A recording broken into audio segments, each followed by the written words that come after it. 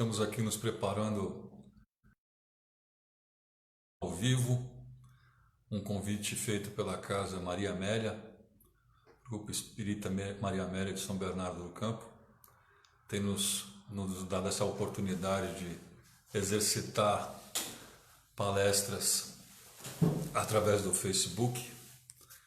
Eu confesso a vocês que ainda me sinto um peixe fora d'água. Estamos como é que nós conseguimos nos comunicar uma via de mão única. Mas vamos nos adaptar, vamos colocar as nossas capacidades à prova e melhorar a cada dia. Nós vamos aguardar aí mais 9 minutos, 8 minutos. Os trabalhos sempre começam às 20 horas e nós estamos aguardando a conexão com a Casa Maria Amélia. Estamos ao vivo.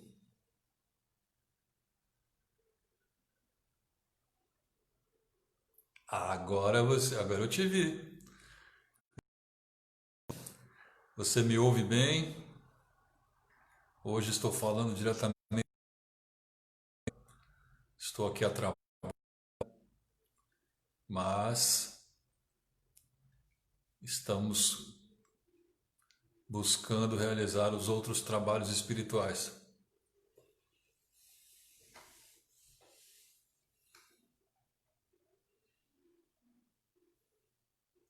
Me ouve bem?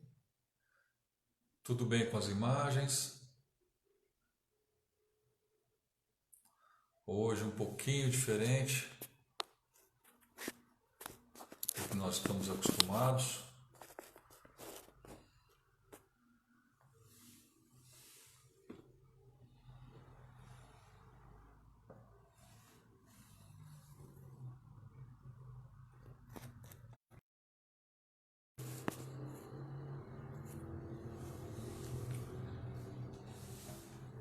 Oi, Jeane. Dá um alô para mim aqui, ver se você está vendo bem, me ouvindo bem.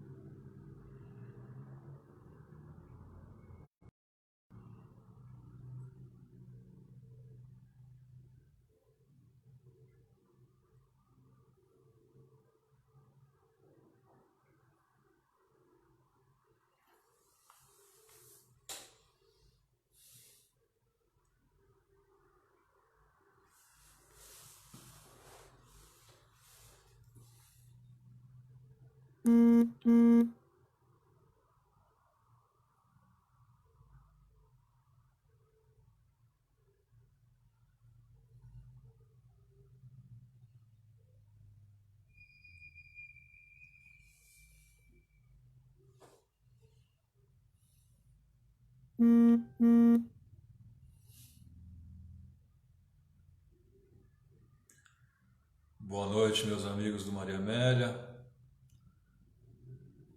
Daqui a alguns instantes começamos a nossa transmissão ao vivo da palestra de hoje.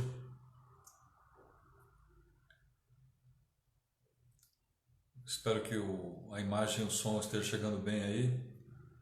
Ricardo, se você puder me dar um retorno.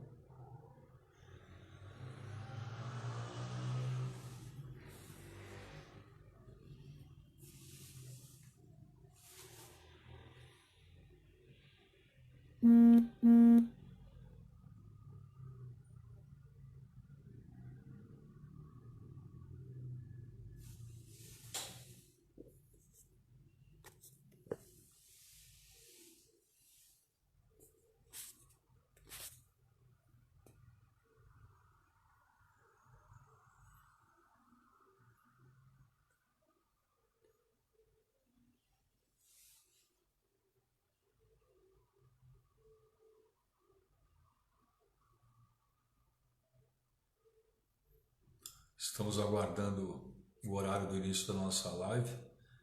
Eu sei que tem algumas pessoas já acompanhando. Então, é uma palestra espírita. Nós estamos falando aqui a convite do Grupo Espírita Maria Amélia de São Bernardo do Campo. E estamos aguardando o horário para que nós possamos começar a nossa palestra. Agora eu lhe vejo, senhor Ricardo. Como vai, senhor presidente?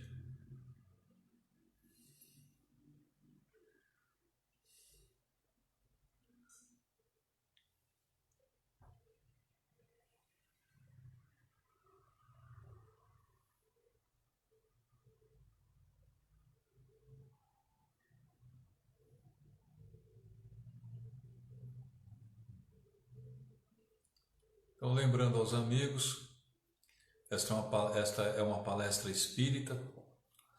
Nós vamos falar aqui de um tema chamado Missão dos Profetas. É o capítulo 21 do Evangelho segundo o Espiritismo, o item 4.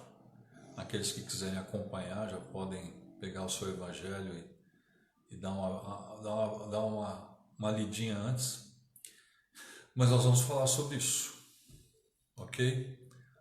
O nosso roteiro é às 20 horas nós iniciamos, vai ter uma prece inicial, nós fazemos a exposição durante 50 minutos, não é, presidente? Ixi, agora deu branco. E depois o presidente faz as considerações e lembretes e avisos finais. Quer dizer, nós fazemos a prece final e aí o presidente faz os comunicados. Esse é o roteiro. Ok? Faltam 3 minutos.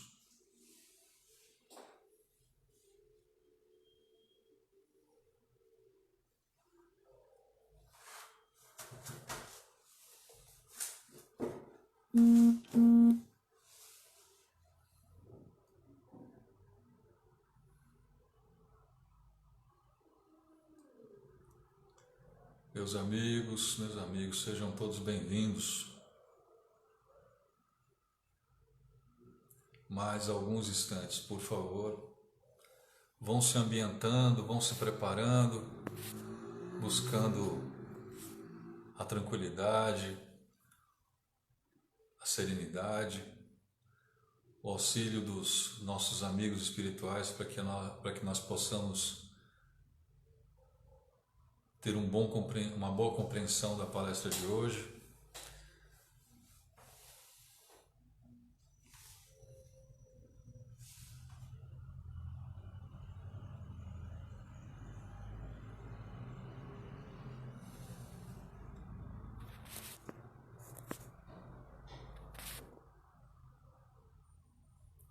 Seja bem-vindo, Tite. Saudade de você, menina. Faltam 2 minutos. Tereza, boa noite.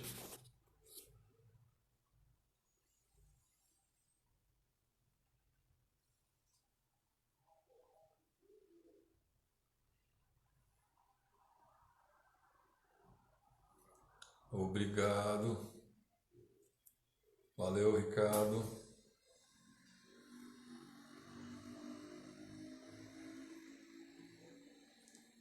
Oi, Andressa. Estou vendo aqui as postagens, porque por enquanto dá, depois não dá. 1 minuto.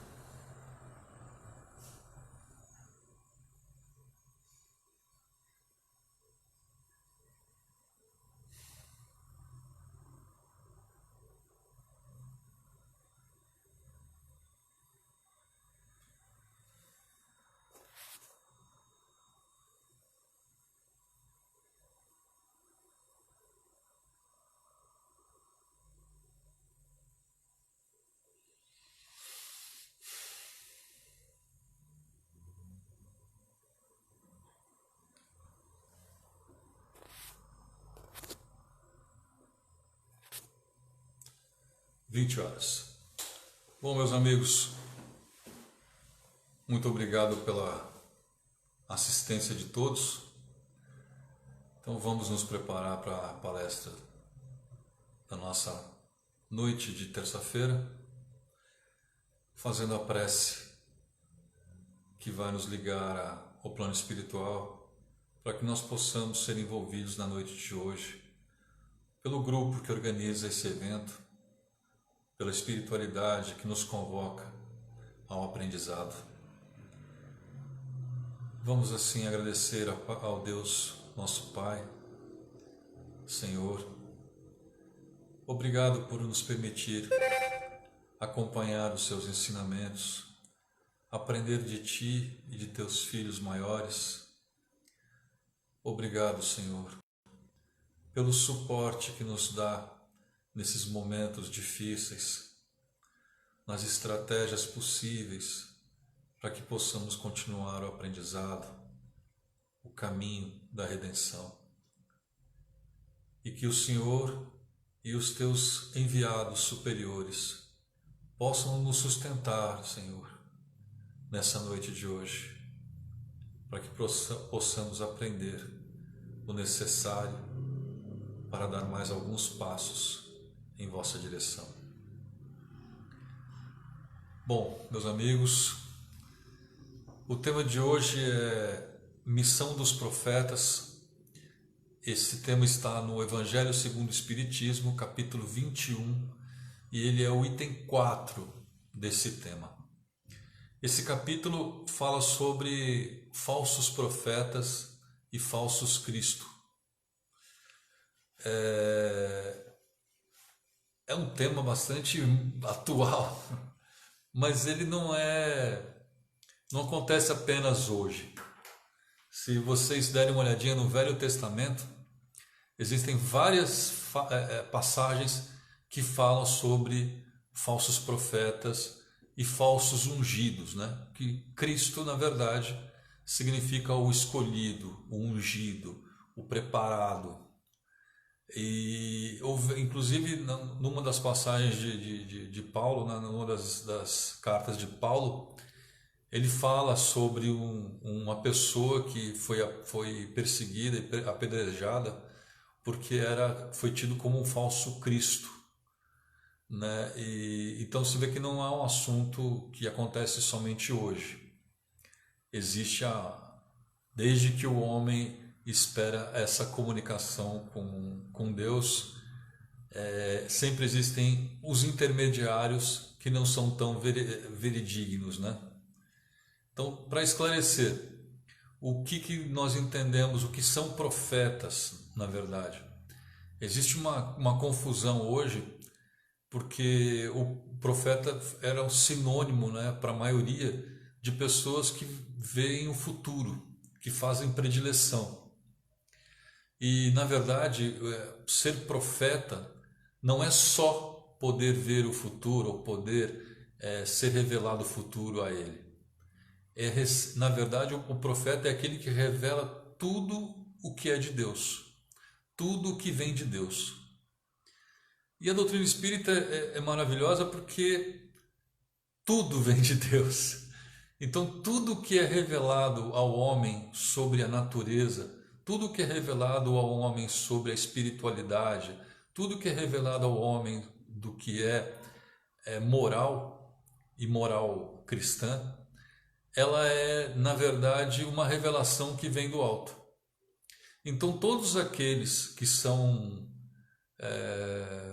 pessoas que podem trazer essas informações são ditos profetas. E isso não significa que ele seja puro.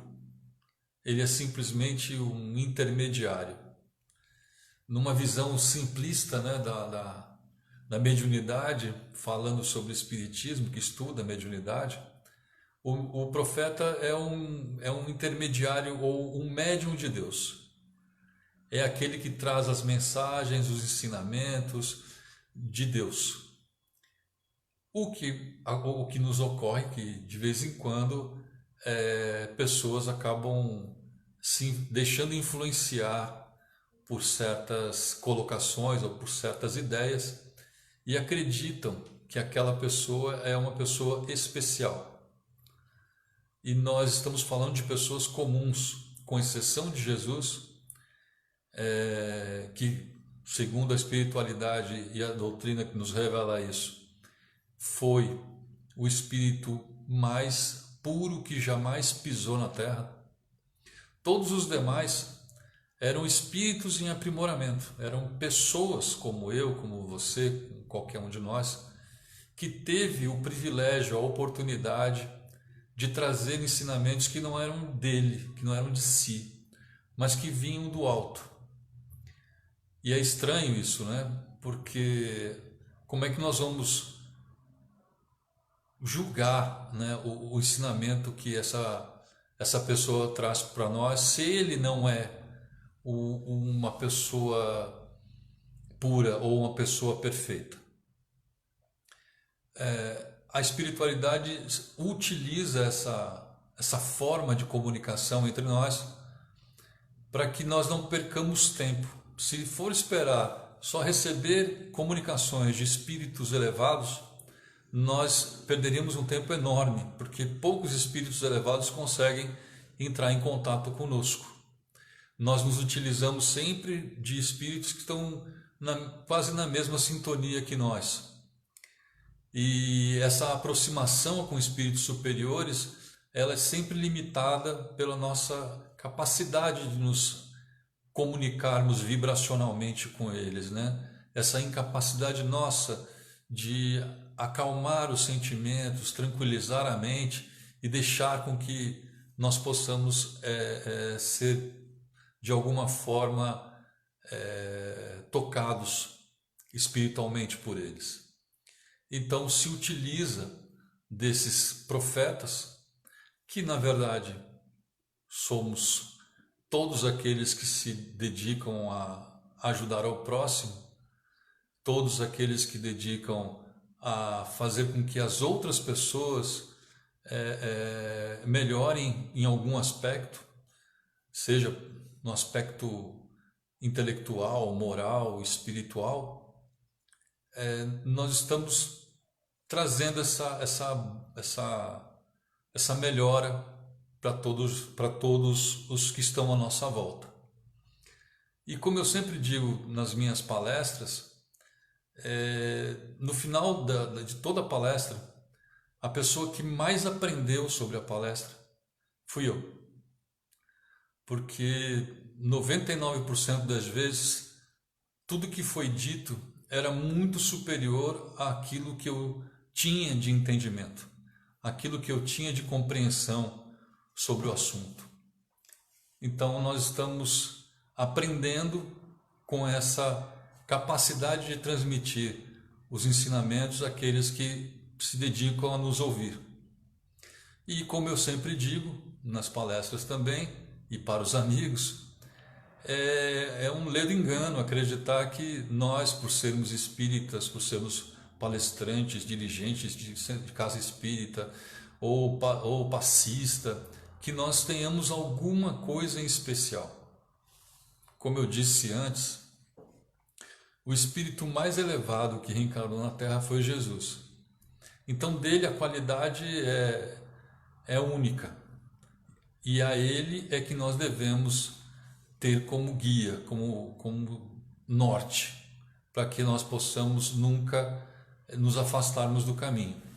Ele é o caminho, a verdade e a vida, como já dizem alguns evangelistas. Mas qual é a trama nesse processo? Por que nos envolve nesse processo, né? Por que nós nos colocamos a serviço da espiritualidade para que nós possamos ajudar ao próximo? Porque existe o desejo.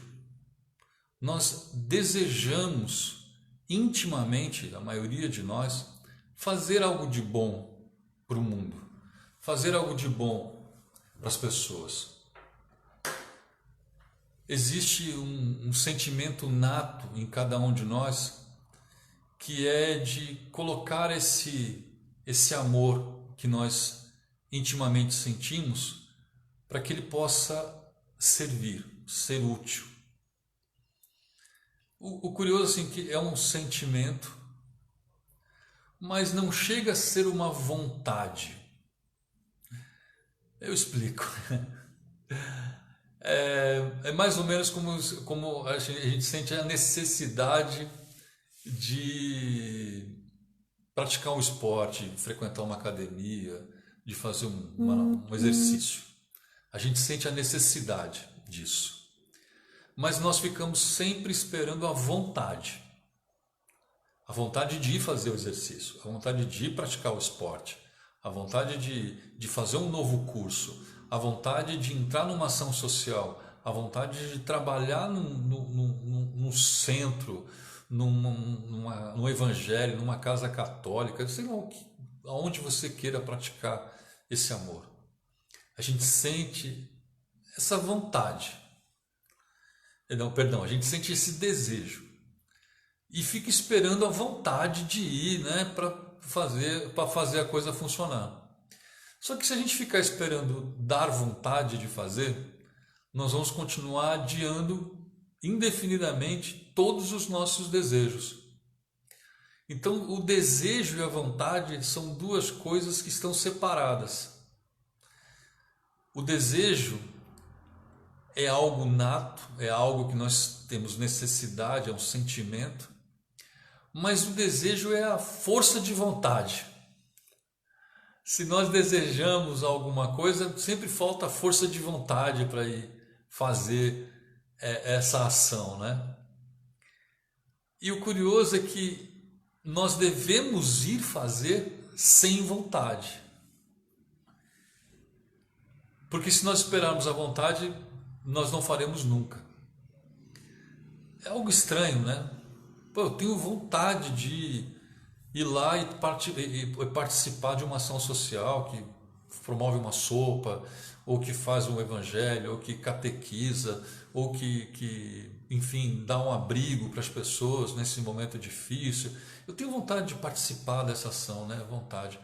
Mas enquanto eu não sair da minha posição e ir exercer essa vontade, ou esse desejo, essa vontade não vai se realizar. Então a vontade por si só ela não se realiza. Ela precisa ser colocada junto de uma outra coisa chamada ação. E o tema de hoje, que é a missão dos profetas, tem muito a ver com essa ação. Nós precisamos falar menos e agir mais. Nós precisamos entender as nossas necessidades e partir para a ação. Não esperar ter vontade. A hora que me der vontade eu vou. Essa vontade jamais virá. Nós sempre adiaremos isso indefinidamente. É uma tendência que nós temos. Cabe a nós vencermos essa barreira e agirmos. Essas semanas todas eu tenho repetido muito uma frase do Cortella, uma história que o Cortella conta num dos seus vídeos, que ele diz que foi o grande segredo da vida dos filhos dele. Os filhos dele perguntam, porque ele sempre foi professor, né? E os filhos disseram, olha, quando você for, eu disse para o filho, quando você crescer, eu vou contar o segredo da vida. E os filhos, né, atiçados pela curiosidade, quando fez 14 anos, o mais velho sentou do lado dele e falou, pai, agora eu já tenho 14 anos, agora sou adulto, agora você vai me contar o segredo da vida. Aí ele falou, eu conto o segredo da vida com uma promessa de que você não vai contar ao seu irmão, vai esperar ele ter a idade sua para poder que a gente conte o segredo da vida para ele. E o filho de imediato falou, sim, pai, não, eu vou esperar sim. E aí Cortella disse ao filho, o segredo da vida é que vaca não dá leite. É o segredo da vida. Realmente vaca não dá leite. Se você realmente deseja o leite, você tem que acordar às 4 da manhã, ir até o curral, limpar todo o curral, que não está limpo, amarrar os pés da vaca, amarrar o rabo da vaca, importante amarrar o rabo da vaca, porque senão você vai sair lambuzado, botar o banquinho, o baldinho, lavar as mãos e apertar fortemente as tetas da vaca, ininterruptamente, até sair o leite que você precisa. A história é engraçada, é simples, mas é a antítese do pensamento atual, do imediatismo. É ao contrário do que a grande maioria de nós pensa sobre as coisas e sobre a vida. Nós acreditamos que vaca dá leite, que dinheiro cai do céu, que oportunidades aparecem, que os trabalhos são... enfim, nós vamos dando a desculpa que nós queremos para as coisas, para que nós fiquemos sentados esperando que as coisas aconteçam. Quando, na verdade, tudo precisa de uma ação. Tudo precisa de um trabalho, de um grau de sacrifício pessoal, de um esforço pessoal, físico, intelectual, para que você conquiste aquilo que você deseja. Não existe conquista sem o trabalho. E isso é um horizonte que às vezes eu vejo obscuro para a grande maioria das pessoas. Todos ficam pensando que as coisas irão se resolver. Ficam imaginando que a solução virá, quando na verdade a solução virá quando nós agirmos. As coisas irão acontecer quando nós produzirmos aquilo. A lição que o Cortella nos passa nessa história engraçada é que é necessário muito mais ação na vida do que reflexão. As reflexões estão hoje ao nosso alcance, os filósofos, as palestras religiosas, as palestras ao vivo, né, como a nossa hoje, elas estão à nossa disposição para que nós possamos refletir sobre questões espirituais, mas ela tem que ser menor do que o tempo que nós estamos marcando com elas. Nós precisamos pegar esses conhecimentos e agir, colocar ela para agir. E por que isso é tão importante? Porque a grande maioria do que nós acreditamos são sementes. E nós só saberemos os frutos que elas vão dar se nós plantarmos essas sementes. Algumas sementes, e com certeza haverão, não darão bons frutos, porque a nossa vontade e o nosso conhecimento não são completos. Mas haverá sempre uma boa semente, haverá sempre uma boa árvore que dará bons frutos nesse nosso conhecimento, nessa nossa vontade. E é isso que valerá, os bons frutos de nossas ações. As nossas ações, somente elas, poderão gerar bons frutos ou gerar frutos através do trabalho, da dedicação. Então, falando resumidamente sobre qual é a missão dos profetas, então dizemos quem são os profetas, são aqueles que se colocam à disposição da espiritualidade para trazer bons ensinamentos, para trazer boas mensagens. E nós temos um roteiro extraordinário para ser seguido, não precisamos errar para isso. Nós temos os ensinamentos de Jesus que nós podemos acompanhar sem problema algum, não teremos problema algum se seguirmos os seus ensinamentos. E temos a doutrina espírita que nos aprofunda nesse conhecimento e nos abre outras portas para que nós possamos fazer mais perguntas. Porque a grande questão da vida não são as respostas, mas as perguntas que nós fazemos ao longo de nossa vida. E são essas perguntas que abrem outras portas do conhecimento para que nós possamos aprimorar ainda mais o nosso entendimento e o nosso conhecimento. Nós estamos no meio de uma pandemia, não precisava nem lembrar disso, nós estamos fazendo live porque nós não podemos estar presentes lá no Maria Amélia, olhando aos olhos de todos, que eu sinto uma falta enorme. É muito difícil, eu tenho que confessar a vocês, fazer palestra sem os ver, porque o olhar das pessoas que assistem sempre me traz o retorno. E é através desse retorno que nós conseguimos direcionar as nossas palestras. Mas enfim, é um novo aprendizado. Estamos também aqui aprendendo, exercitando, fazendo. Não haveria como aprender se o grupo Maria Amélia não me abrisse, não nos abrisse a oportunidade, né? E nós não fôssemos fazer a palestra. E isso nós podemos aplicar em todas as ações da nossa vida. Tudo aquilo que nós sentimos, desejamos fazer, todo o bem que nós desejamos fazer, todas as conquistas que nós desejamos alcançar, elas só serão possíveis se nós agirmos. Se nós colocarmos em prática tudo aquilo que nós já sabemos e começar a semear os campos e começar a trabalhar nessa terra dada a todos nós para o bom trabalho. Essa, sem dúvida, é a nossa missão como profeta. Profeta não seria o meu caso de profetizar o futuro, porque eu não vejo o futuro, mas de profeta como aquele que traz a mensagem de Deus para cada um de nós, revelando a mim mesmo a própria palavra dele. É bem bacana isso.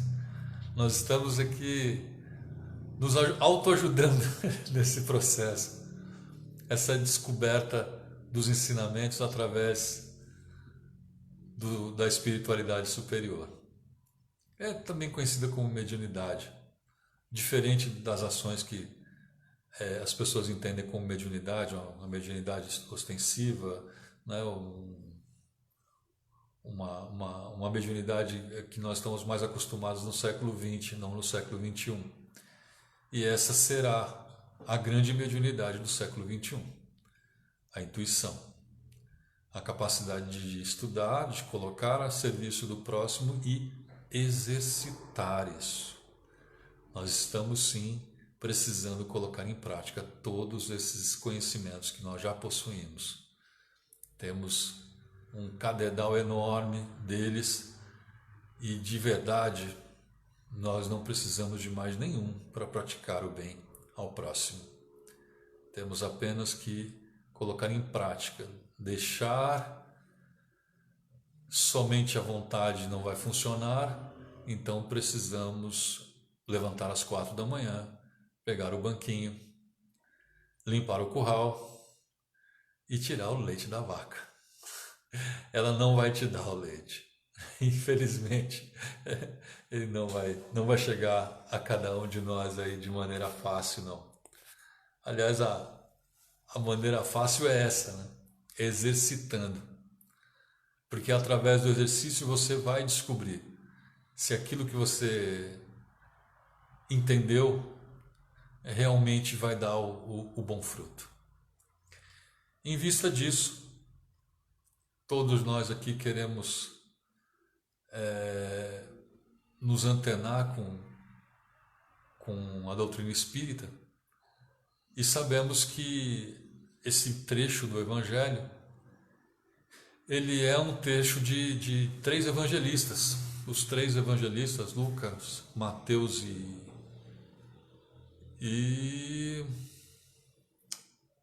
esqueci o outro, são 3. E eles falam de um momento especial do Evangelho, e está em Mateus 24, em que Jesus vai ao templo, aos vendilhões do templo, aquela velha história de que Jesus foi até lá, olhou para aquilo tudo e falou, basta. Falou, isso tudo já está demais. Ele vai, derruba as moedas, joga as mesas, solta os animais que iam ser vendidos para sacrifício e pergunta a eles quem deu o direito de profanar a casa de Deus. E os apóstolos ficaram né, transtornados com aquilo, porque os apóstolos sabiam que aquilo ia ter consequências. Mas Jesus estava ali para ensinar e ele sabia quais eram as consequências daquilo. Aquilo é um trabalho planejado, então não tinha nenhuma surpresa ali naquela ação dele. Mas os apóstolos chegaram cheios de dedos para falar, olha, descendo do muro de Jerusalém, falou, olha que lindo, né, esses pilares aqui, né, trocando um pouco aquela ideia ríspida, né, dos vendilhões, tentando amenizar a conversa.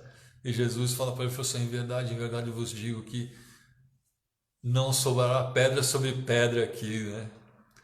E aí os apóstolos ficam assustados. Foi quando ele começa a falar dos falsos profetas e falsos cristos, que são pessoas que tomam a palavra como sendo elas próprias. É bem interessante essa colocação. Essa colocação foi feita pelo Haroldo no estudo que ele faz toda semana através da Federação Brasileira de Espiritismo. Eu achei bastante interessante essa colocação, porque não é difícil você saber quem é o falso profeta. Porque o falso profeta ele vai sempre misturar o que ele acha que ele é com o que ele está dizendo. Então ele acaba se tornando a palavra. E o profeta, na verdade, ele vai falar não dele, mas vai falar de Deus. E vai falar sempre de coisas que são maiores do que ele. Vão falar de coisas que são sempre divinas, não dele, humanas. E o maior exemplo dessa história é um trecho que foi lembrado lá no meio do Evangelho do Haroldo, em que o Chico Xavier estava dando uma entrevista, né, e falando aos amigos, falando, olha, toda vez me perguntam como é que faz para ser um médium, mas ninguém me pergunta como é que faz para ter vontade. E aí voltamos àquela história de ter vontade, né? O próprio Chico, o maior médium que essa terra já viu, humano, uma pessoa especial, um ser ímpar.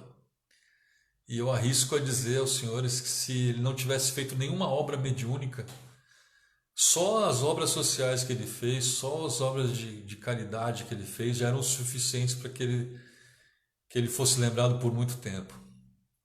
Mas falando sobre o trabalho que ele realizava, ele próprio dizia que muito mais difícil não é ser médium, muito mais difícil é encontrar vontade de fazer aquele trabalho corretamente todos os dias.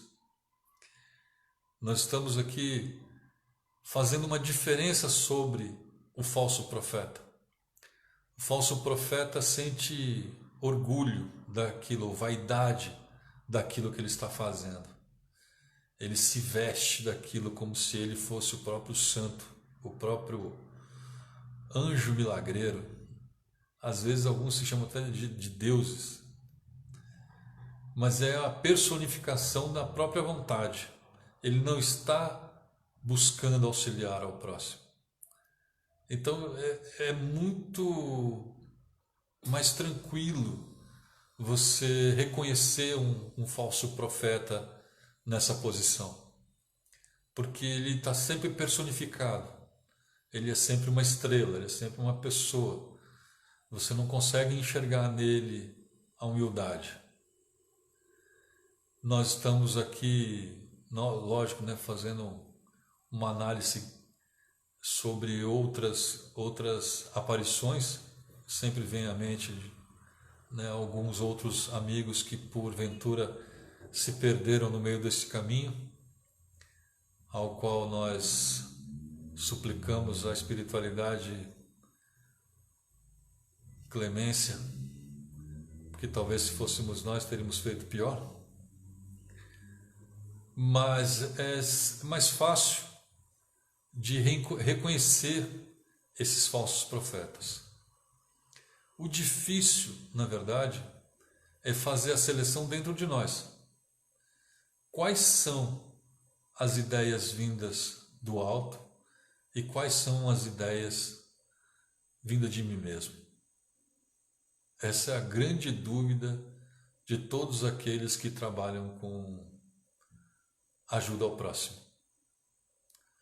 Nós estamos sempre nessa navalha, no fio dessa navalha, procurando nos equilibrar nessa linha muito, muito fina sobre que divide o que é a mediunidade e o que é o personalismo.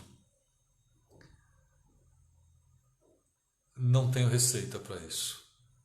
Não tenho receita para isso, a não ser a vigilância diária, contínua sobre os nossos pensamentos, sobre as nossas ideias, mas principalmente sobre as ações. Elas sim vão refletir exatamente aquilo que nós desejamos fazer. As nossas ações é que vão causar ou proporcionar às pessoas coisas boas. Então, é essas ações a qual nós temos que ter uma vigilância muito nós já viemos tendo. Porque os outros nos enganarem, com um pouco de perspicácia, dá para desviar. Mas desviar de nossas intenções é muito mais complicado. Requer muito mais honestidade consigo mesmo. Requer muito mais reflexão sobre si mesmo. Requer humildade sobre tudo o que nós fazemos. Entender que existe um propósito e esse propósito não somos nós. O propósito é o próximo. O propósito é ajudar aqueles que necessitam. É estar à disposição daqueles que pedem. O propósito é servir. Então, para vocês entenderem o tamanho da dificuldade que é nós reconhecermos em nós mesmos os falsos profetas. Reconhecer nos outros é talvez mais simples, mas em nós mesmos ele requer um exercício muito mais forte, muito mais delicado do que simplesmente olhar para fora. E com relação aos falsos cristos, aí fica mais fácil ainda. Aí fica mais simples de separar. Em primeiro lugar, o lembrete da espiritualidade. Não houve espírito superior que já reencarnou, não existiu espírito mais superior que já reencarnou neste planeta Terra, ao qual nós chamamos de Jesus, e que a espiritualidade reconhece hoje através do que nos deslumbrou a espiritualidade superior, de que ele é o nosso dirigente, que faz todo sentido. Se ele é ungido, escolhido, ele não é ungido, escolhido porque ele é privilegiado. Ele é ungido, escolhido porque ele galgou essa altura de trabalho. Quer dizer, foi uma conquista através do aprimoramento dele mesmo, dos milhões e bilhões de anos de evolução que ele teve e que levou a esse estágio. Ele não está na posição que se encontra porque ele é o escolhido. Na verdade, ele está na posição de escolhido porque ele produziu a si mesmo através dos milhões e bilhões de anos de evolução. Está à nossa frente, evolutivamente, a qual chamamos carinhosamente de irmão maior, porque, segundo a espiritualidade, foi criado antes e teve mais tempo para desenvolver. Ele não está diante de nós porque ele é um privilegiado ou que Deus tenha feito dado a ele algum privilégio. Deus não privilegia nenhum dos seus filhos. Ele é um pai que ama a todos nós de forma igual. Ele dá a cada um de nós as oportunidades necessárias. Todos nós encontraremos e seguiremos o caminho evolutivo. Isso é certo. A diferença é o tempo. Então, conhecendo agora o caráter de grandiosidade de Jesus, ninguém pode chegar aqui e afirmar que seja Jesus. Eu sou Jesus aqui. Filho, o Jesus, ele é uma criatura, um irmão um pouquinho mais elevado. Ele jamais chegaria aqui e diria que ele é. Ao chegar a cada um de nós, nós próprios olharíamos a ele e dizer, ele é. Nós reconheceríamos a sua grandeza. Ele jamais precisaria dizer quem ele é. Então, ser um falso Cristo talvez seja uma lição que a humanidade tenha mais facilidade em reconhecer. Porque é tão evoluído o nosso irmão que dizer que ele é ou que ele não é desnecessário. Ele é, e nós veremos como ele é quando ele se apresentar a cada um de nós. Não é necessário que ele se apresente. Ele vai ser percebido por cada um de nós na sua grandeza. E nós temos então como conclusão da nossa palestra de hoje, lá do capítulo 21 do Evangelho segundo o Espiritismo, que a missão dos profetas é revelar à humanidade toda a parte moral através dos ensinamentos. Então nós estamos colocando, como o Evangelho nos coloca, o Evangelho segundo o Espiritismo, de que todos aqueles que já têm ou detêm um conhecimento moral, conhecimento espiritual e um conhecimento material, por que não? Porque todo conhecimento é um conhecimento de Deus, tem por obrigação, tem como dever, e digo mais, é quase uma necessidade. Cada um de nós possui essa necessidade. E nós encontramos felicidade quando nós atingimos esse objetivo, quando nós saciamos essa necessidade. A necessidade de servir, a necessidade de colocar-se à disposição do próximo, a de exercitar o amor que nós somos. Então, o amor, exercitar o amor em movimento, na doutrina espírita tem um nomezinho específico, chama-se caridade.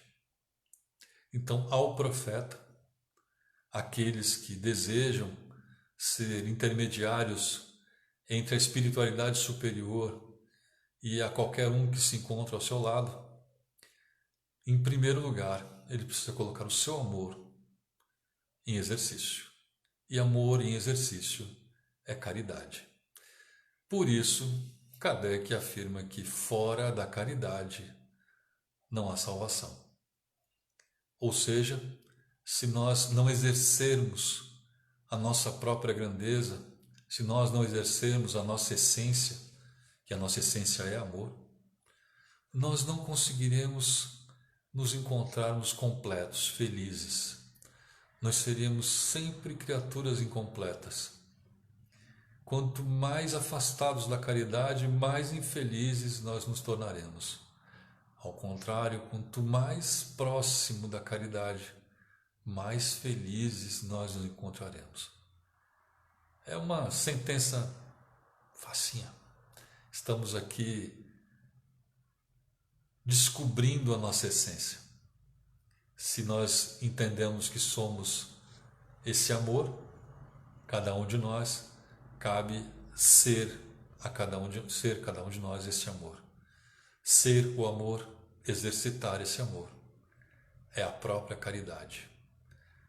Como profeta que sois amigos, como profeta que desejam ser amigos, seja o próprio amor na terra. Seja a caridade em pessoa, não em pensamentos, em ações. Seja o próprio amor em ação na terra. Tudo o que você fizer, faça de todo o teu entendimento, de toda a tua capacidade, de todo o teu coração. Faça sempre. Tudo o que você fizer, faça do seu melhor. Não há nada que traga mais alegria ao espírito do que trabalhar para o próximo de todo o teu coração. A sentença de amar ao próximo como a ti mesmo começa a ter resposta nessa ação. Nós começamos a amar porque descobrimos que somos amor. E se o outro é amor, nós podemos amar. Sentença da reciprocidade. Eu não recebo porque eu dou, eu recebo porque eu sou. Pois então, meus amigos, meus irmãos, vamos ser esses profetas divinos, esses profetas que transformarão a humanidade, não por palavras, mas por ações. Lembre-se, vaca não dá leite. O que dá leite é agir agora, é trabalhar com dedicação, com afinco, é produzir dentro do seu limite, da sua capacidade máxima, é dar o seu melhor em tudo que você possa fazer. Seja lavando uma louça, fazendo uma comida, seja dirigindo uma empresa, seja fazendo uma live numa terça-feira, dia 24 de junho. E esse foi o meu melhor. Meus irmãos, meus queridos amigos, queria agradecer a Deus, nosso Pai, pela oportunidade, aos meus queridos amigos trabalhadores do Grupo Maria Amélia, que me abrem essa oportunidade de estar aqui com vocês e de exercitar mais um pouquinho daquilo que eu ainda não domino. Mas nem por isso nós vamos deixar de fazer, porque eu amo e vou amar toda vez que eu fizer e farei sempre o meu melhor, porque esse é o destino de todos nós, sermos perfeitos. Um beijo grande, uma boa noite. Não se esqueça que o nosso presidente terá notícias. Presidente, terminei um pouquinho mais cedo hoje, eu acabei não acompanhando o relógio aqui, faltam ainda 5 minutos, me perdoe, mas o senhor pode já dar as notícias ou os recados para todos, tá? Beijo grande, obrigado a todos.